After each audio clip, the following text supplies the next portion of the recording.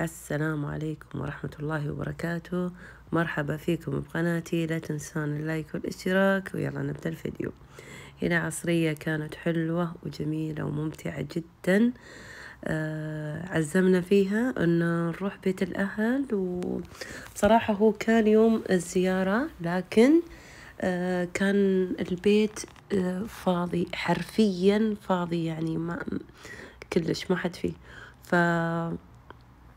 حنا مع ذلك رحنا اللي هو كان يوم الزيارة، لأن بوجودنا يعني بمكان لوحدنا يعني شوي، وطول الأسبوع وكذا يعني مو حلو صراحة. فهو المفروض إنه كنا نطلع نتمشى منا، لكن قلنا خلينا كالعادة، لأن حنا متعودين كل ويكند نروح بيت الأهل. فرحنا مع ذلك بيت الأهل وهو فاضي، يعني كان الله يحفظهم ويرجعهم بالسلامة. كانوا شوي مسيرين على أختي بمنطقة ثانية برا حسانة، فصرنا لوحدنا بدونهم. ومع ذلك رحنا خلاص تطبعت نفسنا، ويعني كذا جدولنا يومنا على إيش، إنه إحنا نقضي هذا اليوم في بيت الأهل. فما غيرنا هذه العادة، الله لا يغيرها علينا إن شاء الله دوم.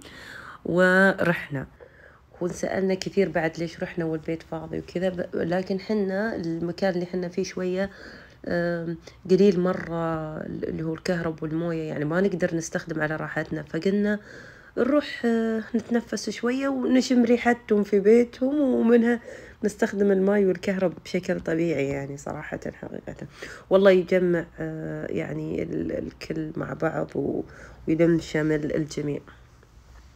هنا عقب ما رجعت من النادي، أنا طبعا شريت اللي هو الغدا جاهز، بما أني رايحة بيت أهلي وما في أحد، شريت الغدا جاهز وحطيت لعيالي ورحت النادي، وقلت لهم يا بعد عمري خلوا لي أحلى غدا من يدينهم الحلوة. طبعا سخنته بالميكرويف، عشان كذا حطيت بهذا الصحن.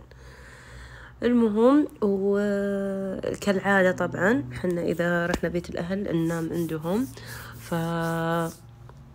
انتهى اليوم، طبعا كلت غداي اللي شفتوه، وانتهى اليوم وسهرنا سهرة حلوة لطيفة أنا وعيالي لوحدنا.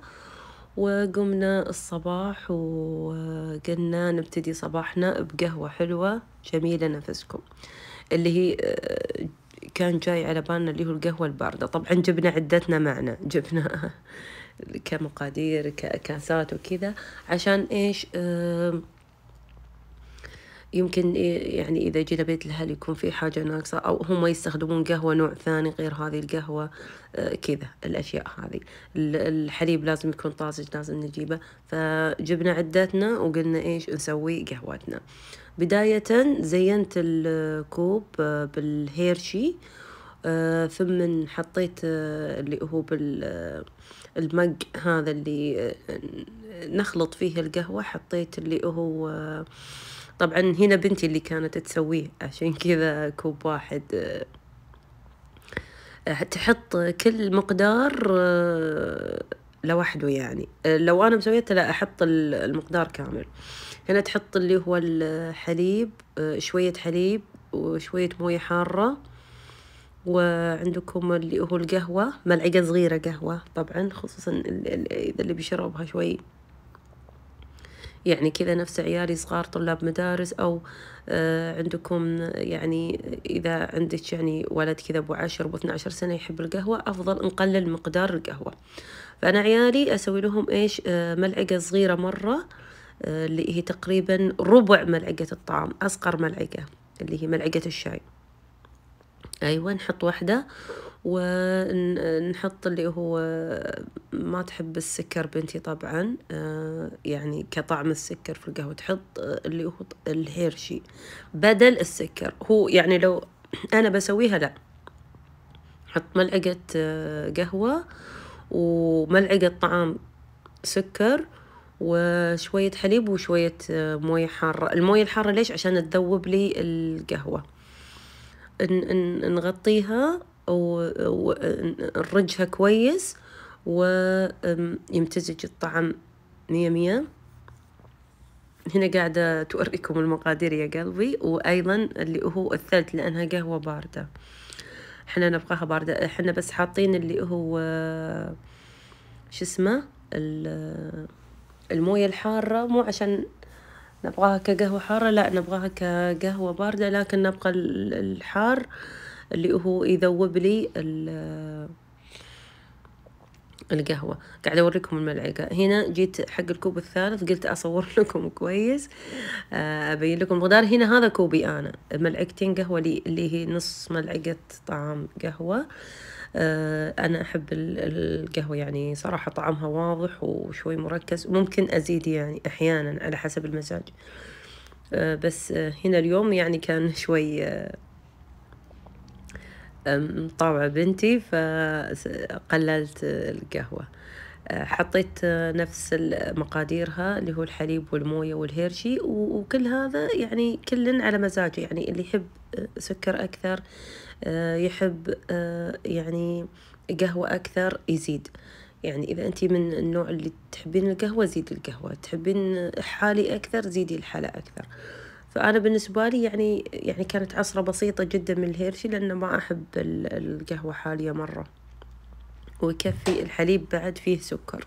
ووقفت تسجيل ورجعت لكم من جديد. المهم كنت أقول لكم بس يعني اللي يحب القهوة، طعم القهوة أكثر، طعم السكر أكثر، طعم الحليب أكثر، خصوصا إذا كنا بنشرب القهوة حق طفل صغير، أفضل نكثر الحليب، كل بمزاجه وكل اللي يناسبه.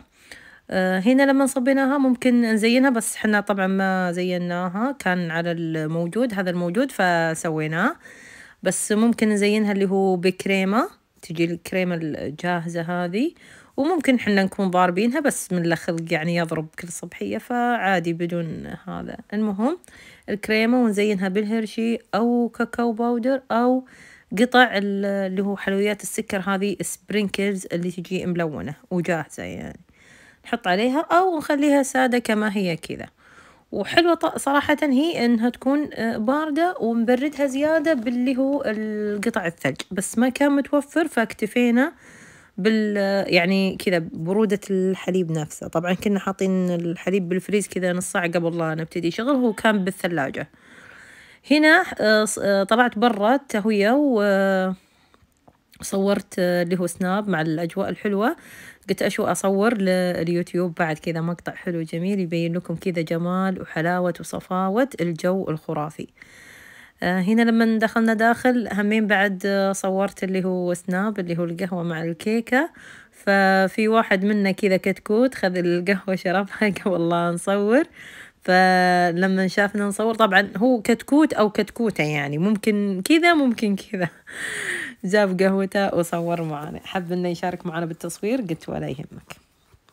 المهم هنا الله يهديني تذكرت أخوي إنه ما سوينا له قهوة، وكان صراحة القهوة الباردة كانت يعني مرة على القد، فما عاد في حليب، فقلت أسويها قهوة حارة يعني مو مشكلة، هو أساسا ما يحب القهوة الباردة، فسويت له القهوة بنفس الكوفي اللي حنا سوينا منه اللي هو النسكافيه، نفس النوع يعني. فحطيت اللي هو النسكافيه وموية حارة من الغلاية، وما أضفت له صراحة سكر.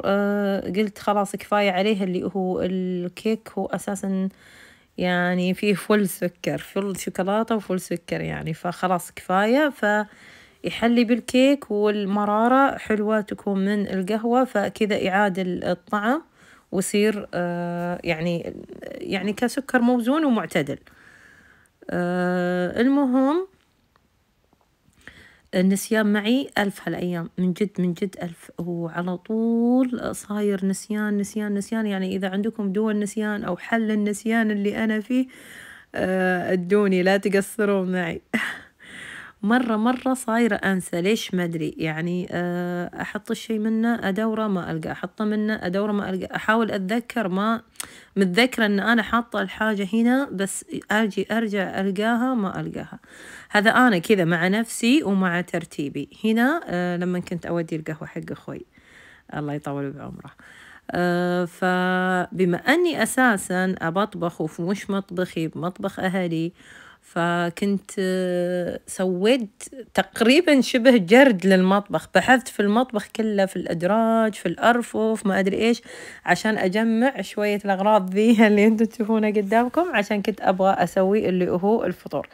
بس بحثت كثير، يمين يسار، الرف اللي فوق، الرف اللي تحت، بالثلاجة، بالأدراج، بما أدري إيش كذا. يعني لو تشوفوني وأنا قاعدة أفرفر بالمطبخ تقول يعني قاعدة أسوي جارد عشان نشوف النواقص ونروح نجيب نتقضى ولا شيء ولا إيش. من جد كأني أسوي جارد. المهم هنا كنت أوريكم بس قهوتي، كنت لسه أتقهوى. فجهزت اللي هو الفول، ويعني كذا مقاديره عشان أطبخه يعني.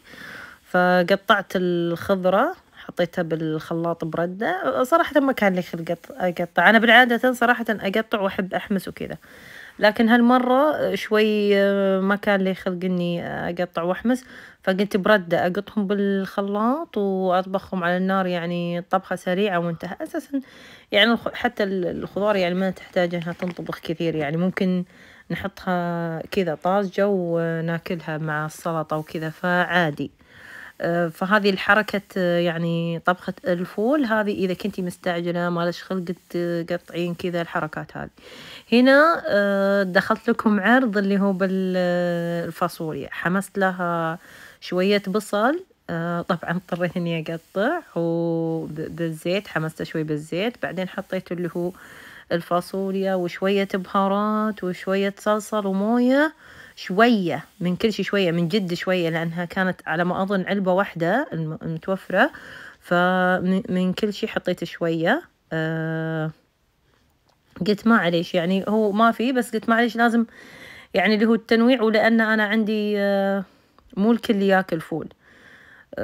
عشان كذا كل ما جيت أطبخ لازم إني أنوع، لأن مو الكل ياكل هذه الأكلة، فأضطر إني أطبخ أكلتين ثلاث كذا عشان اللي ما ياكل هذا ياكل هذا. إنه ما أخلي، ما أجبر أحد على إنه ياكل شيء ما يحبه. يعني حلو إنه كل على ذوقه.